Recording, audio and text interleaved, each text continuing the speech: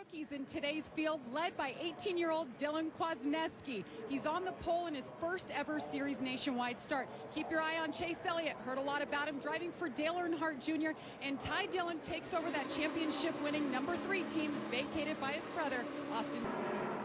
And that's Kwasniewski really just put himself and Chris Buescher in a bad spot. Yeah, he just went in there and this continued. I don't think that was necessary right there. Yeah, I don't know why he did that. It looked like Dylan clipped the bottom of the racetrack and then got up against car, then did what I call the classic arrow loose. From there, I know he had some damage on both sides of the car. Didn't know if he had a tire rub or maybe he got a little help. Maybe he got a lot of help. Left rear's flat. Yeah, but I think that could have been from that contact. We need to look at it again. Yeah, the tire looks okay right there. Let's see if maybe the splitter coat. Oh, see, they pushed the fender into the tire. It's a good catch, Alan. That left rear quarter panel hit that tire and blew it out right there at that shot. That was the problem. Like a knife right up in that left rear and blew it out immediately. Cut it right down.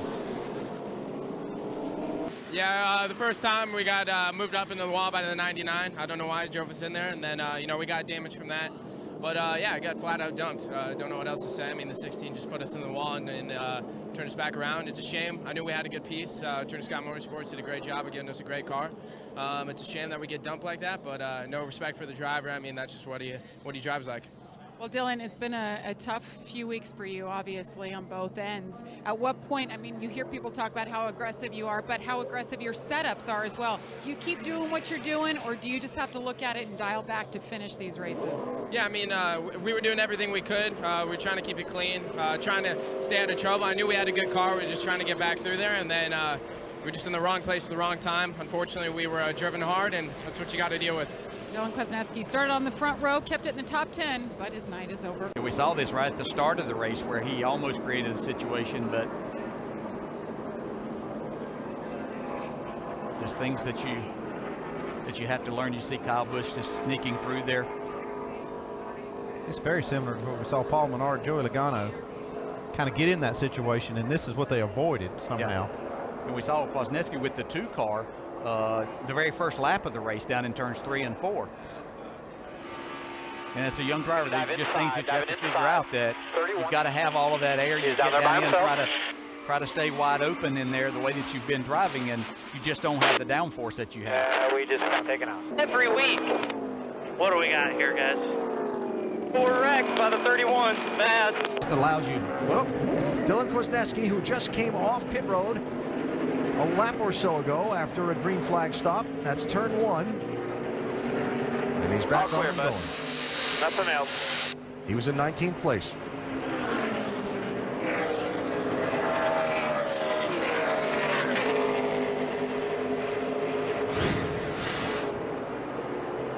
So Regan Smith 7, Kwasniewski 31, Kyle Larson 42. That was one of a doubleheader.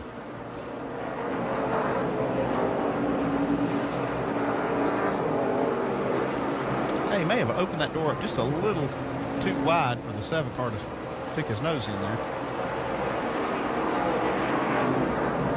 Regan Smith and Dylan Kwasniewski having words after the race. I'm sure not all of them are pleasant ones. And Vince has both sides of the story. Frustrating day for Regan Smith for sure. Some issues on pit lane, and then saw your conversation with Dylan Kwasniewski there. What was that about? It was nothing. We're fine. You know, I had 2 runs on him, and the second time I just didn't give. It wasn't a point in the race to give, and I explained that to him, and he said he wasn't going to wreck me. He was just trying to show he was mad. So it, you know, sometimes you got to be around a little bit longer before you start doing that stuff. Though I get it though. I was frustrated with the whole day. Kyle Larson had his hands full. Into the wall and around. Oh, and Dylan Kwasniewski collected. Lock it down. Lock it down. 22 just ruined our day. Caution lights come right back out. Up into turn 1, the 16 of Ryan Reed and the 97 of Dylan Kwasniewski.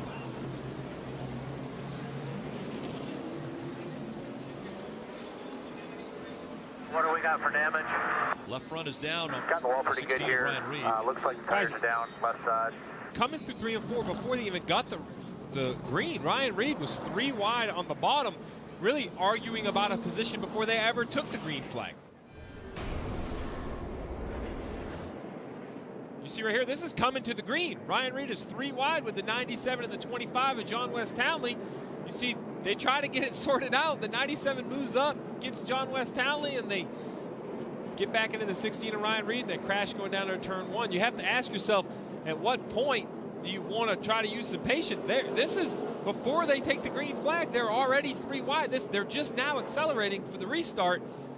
At some point, you have to get in line. I'm sure the 97, it didn't seem like he knew he was 3 wide, or he was bound and determined to take the top spot. A lot of times on these restarts, it gets very confusing. You believe you have a spot, you contest the spot, you never get a call. You know, NASCAR doesn't say this is where you belong, so you just stay there. See, this is the shot we showed a little while ago. Oh, that's a big hit. Entering the dog leg, you're a long way from the wall, and that dog leg, the way the wall is shaped, that was an exceptionally hard hit. Thank goodness for safer barriers and all the other safety innovations, because that was a hard impact. And that's not an area that you would expect a driver to lose control of the race car, especially as straight as that 97 went. So you have to look at perhaps, here it is a real speed, a big impact right there, a tough angle. You'd expect to be looking at a mechanical problem, perhaps a puncture in a tire. Something made that 97 car go straight there for Dylan. And Rick, the best news is that he came out under his own power.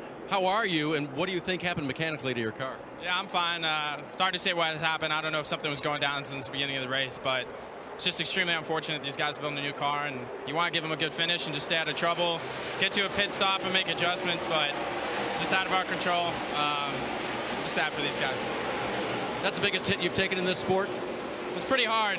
It sucks when you know it's coming like that. It was in the dogleg, which is not a good position since you're carrying a lot of speed, but you know, I'm fine. I just feel bad for these guys. I want them to give a good opportunity to finish every race, and fortunately we didn't get that. Glad you're okay. Dylan Kwasniewski out trying to make one of his limited starts this year in the Xfinity Series, Rick.